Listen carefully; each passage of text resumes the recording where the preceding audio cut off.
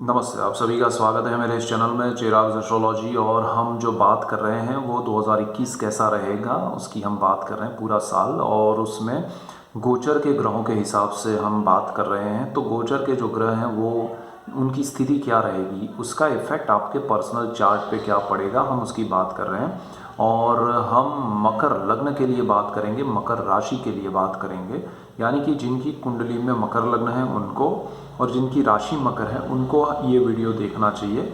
और उसमें जिनका मकर लग्न है उनको मोर देन 80% इफेक्ट हमें समझना चाहिए। और जिनका राशि सिर्फ मकर है उनको 15 से 20% का इफेक्ट ये गोचर के ग्रहों की यहाँ जो मैं बात कर रहा हूँ उसमें रहेगा। अब जो गोचर के ग्रह हैं उसके इफेक्ट हम बात कर रहे हैं पूरे साल के दौरान। तो आपका पर्सनल चार्ट कैसा है, आपकी दशाएं कैसी हैं, आपके चार्ट में, बर्थ चार्ट में ग्रहों की जो स्थिति है वो कैसी है, वो सारा अलग अलग लोगों के लिए अलग अलग होगा। और इसी वजह से सबको, किसी को रिजल्ट्स ज़्यादा मिलेगा, किसी को कम मिलेगा, किसी को जल्दी मिलेगा, कभी किसी को लेट मिलेगा। ये रीज़न है कि आपके चार्ट पे डिपेंड करेगा गोचर के ग्रहों के इफेक्ट आपके पर्सनल चार्ट के इफेक्ट्स के साथ कैसे मैच हो रहे हैं। तो मकर लग्न के लिए हम ग्रहों की स्थिति की बात करें तो पहले ही स्थान में आपका लग्नेश, कुंडली का मालिक शनि बैठा हुआ है थ्रू आउट द ईयर, यहाँ पर ही है। और शनि के साथ गुरु हैं जो कि नीच राशि है मकर उनकी, और उसमें आपके लग्न स्थान में आए हैं, आपकी राशि में है। तो इनका नीच भंग राजयोग हो रहा है शनि की वजह से। गुरु जो है 5 अप्रैल 2021 को ट्रांजिट करके स्पीड में वो जा रहे हैं आगे कुंभ में। फिर सितंबर में वो वापस आएंगे, मिड ऑफ सितंबर में रिटर्न मकर में। और फिर नवंबर की 20 तारीख को वो वापस रूटीन ट्रांजिट करेंगे कुंभ में। तो यहाँ से कुंभ में वो 2 बार जाएंगे पूरे साल में, एक तो 5 अप्रैल को और फिर 20 नवंबर को, तो इसी साल में। तो ये ट्रांजिट रहेगा। मीनवाइल गुरु वक्री भी रहेंगे, अभी अस्त के चल रहे हैं, शनि भी अस्त के हैं। तो ये एक चीज़ है। दूसरा जो राहु और केतु की स्थिति है, तो राहु आपके कुंडली में जहाँ पर 2 नंबर लिखा है, यानी कि 5वां स्थान है कुंडली का, वहाँ पर है थ्रू आउट द ईयर, और वो हमेशा वक्री होते हैं। केतु भी बिल्कुल सामने 11वें भाव में है, वो भी हमेशा वक्री रहते हैं। और जो मंगल है वो मेष में है, और वो हर थोड़े थोड़े अंतराल में अपना राशि परिवर्तन करते हैं। सूर्य जो है वो भी धनु में, अरे मकर में है अभी संक्रांत के बाद। तो वो हर महीने के 14, 15, 16 तारीख के आसपास ट्रांजिट करते हैं दूसरे राशि में। तो वो थ्रू आउट द ईयर इस तरह से आगे बढ़ेंगे। और बुध शुक्र भी उनके आसपास, सूर्य के आसपास ही ट्रांजिट करते रहते हैं। तो थ्रू आउट द ईयर आपका मकर से लेके 7th हाउस तक सूर्य, मंगल, शुक्र, बुध कब ट्रांजिट रहेगा। सूर्य हालांकि पूरा चक्र कंप्लीट करेगा क्योंकि वो हर महीने ट्रांजिट करता है। चंद्र तो एवरी 2-2.5 दिन में राशि परिवर्तन करता है। तो ये स्थिति है। अब यहाँ से हम बात करें कि आपके लिए क्या इफेक्ट्स रहेंगे। तो सबसे पहली बात यह है कि आपकी कुंडली में फर्स्ट हाउस में शनि है। आपका मोरल हाई होगा, लॉन्ग टर्म के लिए बेस्ट रहेगा, आपके लिए इन्वेस्टमेंट्स होंगे, आप ज़िंदगी में बहुत अच्छा प्लानिंग कर पाएंगे ये साल में, जिसमें आपके इन्वेस्टमेंट कहाँ कैसे होने चाहिए और उससे क्या बेनिफिट होने चाहिए वो कैलकुलेशंस आप बहुत अच्छे से कर पाएंगे। आपको फैमिली का सपोर्ट मिलेगा, आपको अपने रिश्तेदारों का सपोर्ट मिलेगा, और उससे आपको बहुत बेनिफिट होगा। जिनका स्पीच से रिलेट करता हुआ बिजनेस है तो उनके लिए बहुत अच्छा समय है। और आपको जो भी चीज़ हो, जैसे कोई भी बिज़नेस है आपका, तो उसको टाइम दीजिएगा, समय दीजिएगा, बहुत अच्छे रिजल्ट्स मिलेंगे।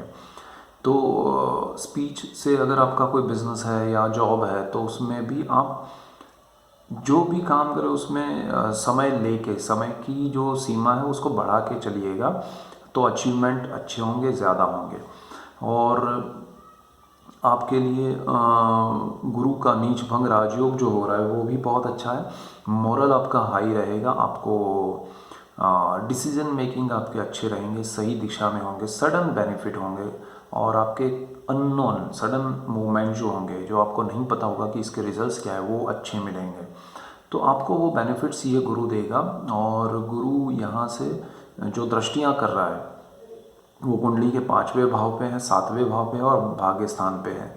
तो पहले स्थान से गुरु की ये दृष्टियाँ जो है अप्रैल तक यहाँ से ये स्थानों पर रहेगी। पहले हम उसकी बात करते हैं।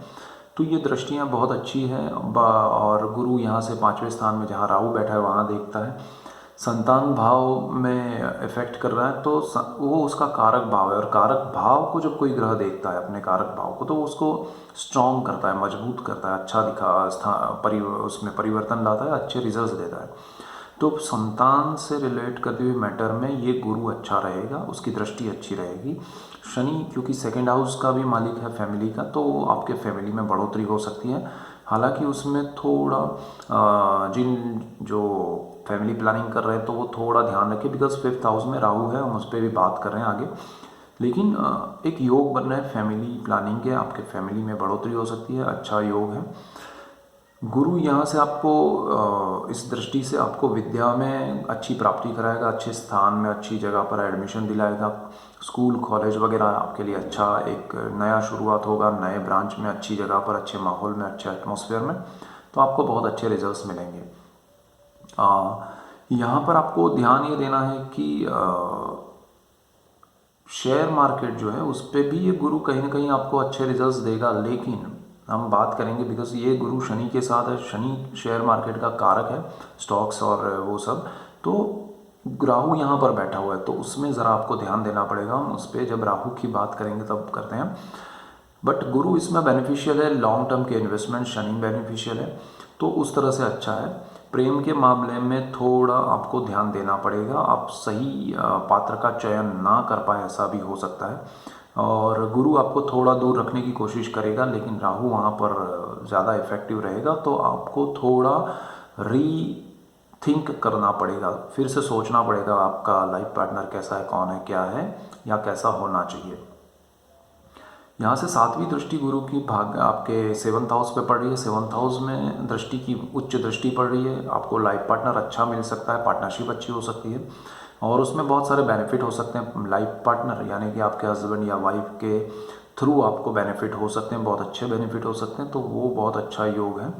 और नई पार्टनरशिप से आपको बेनिफिट हो सकते हैं before April 5 and after September mid से नवंबर 20 तक। तो ये बहुत अच्छा समय है पार्टनरशिप के लिए और शादी करने के लिए, लाइफ पार्टनर ढूंढने के लिए, चुनने के लिए। यहाँ से आगे बढ़ते तो गुरु की दृष्टि जो है वो भाग्यस्थान पे बहुत अच्छी पड़ रही है, और आपके भाग्य में थोड़ा बेनिफिट मिलेगा, सपोर्ट मिलेगा, सडन गेन होगा बिकॉज ऑफ नीच भंग राजयोग ऑल्सो।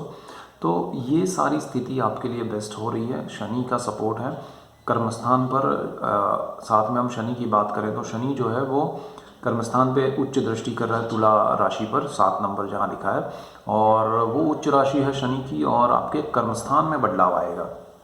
आपके बिजनेस में, जैसे मैंने यहाँ गुरु की वजह से पार्टनरशिप मिल रही है, शनि की वजह से उसमें थोड़ी लॉन्गेबिलिटी रहेगी, लेकिन थोड़ा आपको ध्यान देना पड़ेगा कि शनि की दृष्टि है, जब तक आपको सही नहीं लगे, वो चीज़ आपको समझ में नहीं आए, तब तक नहीं करनी है।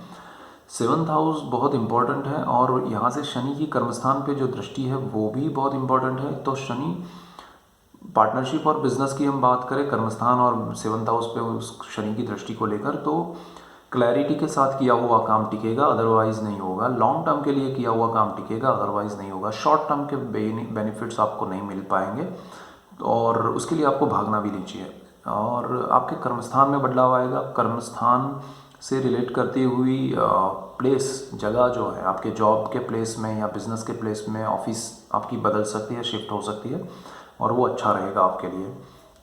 शनि की तीसरी दृष्टि जो है वो कुंडली के तीसरे स्थान में ही है, तो तीसरा जो स्थान है उसमें कम्युनिकेशन बढ़ेगा आपका, और गुरु की राशि है, नीचभंग राजयोग हो रहा है गुरु का, तो वो आपके लिए और अच्छा है। आप लोगों से इंटरेक्ट ज़्यादा अच्छे से कर पाएंगे, ज़्यादा लोगों से मिल पाएंगे, और बहुत अच्छा रिजल्ट मिलेगा ये शनि गुरु के कॉम्बिनेशन का।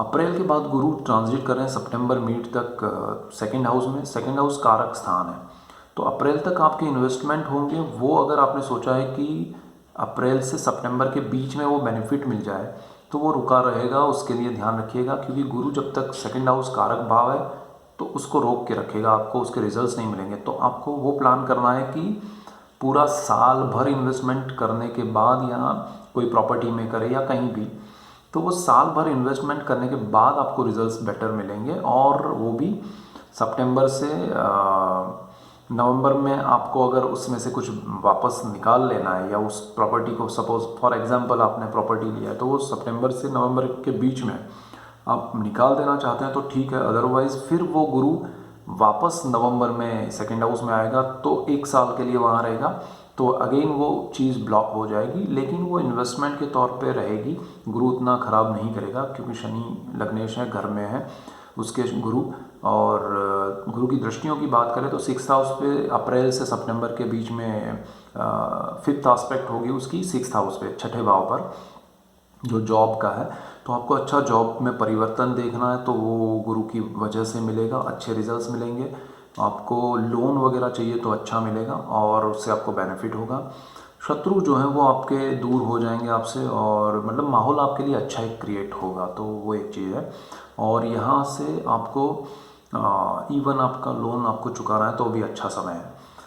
यहाँ से हम बात करें कि गुरु की जो दृष्टि है वो 8वें भाव पे भी पड़ेगी तो आपको सडन बेनिफिट भी होगा, लेकिन क्योंकि गुरु सेकंड हाउस में है, जो एक्सपेक्टेशन होगी उससे कम होगा या तुरंत पूरा नहीं मिलेगा, तो वो एक चीज़ है। और कर्मस्थान पे गुरु की उसी टाइम पे दृष्टि पड़ेगी जहाँ शनि की भी पड़ रही है, तो यहाँ ट्विस्ट बहुत अच्छा अप्रैल से सितंबर में ज़्यादा स्टेबल, ज़्यादा लॉन्ग टर्म के लिए मिलेगा जॉब और बिजनेस के लिए, तो आपको उसमें थोड़ा फोकस करना चाहिए, अच्छा अपॉर्चुनिटी मिलेगा। यानी कि देखिए थ्रू आउट द ईयर आपके लिए अपॉर्चुनिटी क्रिएट हो रही है और समय अच्छा है जॉब के लिए, बिजनेस के लिए। विदेश की हम बात करें तो विदेश में भी गुरु क्योंकि 12th हाउस लॉर्ड है आपका, तो उससे आपको बहुत बेनिफिट मिलेगा और आप विदेश जा सकते हैं। विदेश में बिजनेस या अपने लिए कुछ करना चाहते हैं, पढ़ाई करना चाहते हैं तो अच्छा है। और विदेश के योग खासकर पढ़ाई करने वालों के लिए बहुत अच्छे हैं। और हम राहु केतु की बात करें तो राहु जो है वो 5th हाउस में है, जिन्होंने कंसीव किया है, प्रेग्नेंट है, उनके लिए ये समय संभालने जैसा इसलिए है कि नॉर्मल सब कुछ होने के बावजूद भी एंड मोमेंट पे आपको थोड़ी तकलीफ आ सकती है, और जो आपकी डेट होगी उसके आसपास थोड़ा ज़्यादा ध्यान रखें, वो नॉर्मल डिलीवरी नहीं हो पाएगी। और बहुत सारे लोग को प्रेम विवाह करना है, उनके लिए भी एक योग बनेगा, लेकिन हो सकता है उनके पर्सनल चार्ट में क्या है, बिकॉज़ वो कॉम्बिनेशन गुरु राहु का या शनि राहु का बन रहा है तो नहीं हो पाएगा। और यहाँ से राहु जो है वो स्टॉक्स वगैरह शेयर मार्केट में थोड़ा लॉस करा सकता है, तो ध्यान रखिएगा। शनि के और गुरु के हिसाब से लॉन्ग टर्म में इन्वेस्ट कीजिएगा तो अच्छा रहेगा, और अदरवाइज़ इन्वेस्ट मत कीजिएगा। और यहाँ आपको ये ध्यान देना है कि केतु जो है वो 11th हाउस में है, सोर्स ऑफ इनकम, यानी कि आपके जॉब में और उसमें परिवर्तन आएंगे, सब कुछ होगा, लेकिन इनकम में शायद आपको बेनिफिट कम हो। यानी कि आपने जो सोच के कोई स्विच किया है जॉब या बिजनेस में कुछ, तो प्लानिंग किया है कि भाई इसमें से इतना पैसा मिलेगा, ये होगा, तो केतु की वजह से वो उतना बेनिफिट नहीं होगा। और आपने 100 रुपया सोचा है तो उसमें से 60 या 50 मिले तो अच्छी बात है, ये समझ के चलिएगा। अदरवाइज़ पर्सनल चार्ट में ज़्यादा प्रॉब्लम हुआ तो वो भी कम हो जाएगा।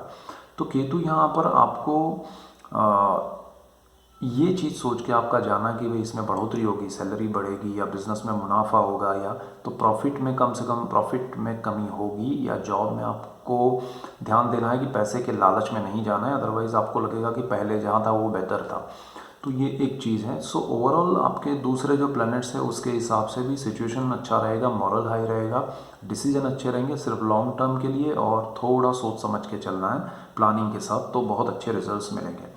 So that's it for today. Keep watching Chirag's Astrology. Thank you for watching. God bless you and goodbye. Thank you.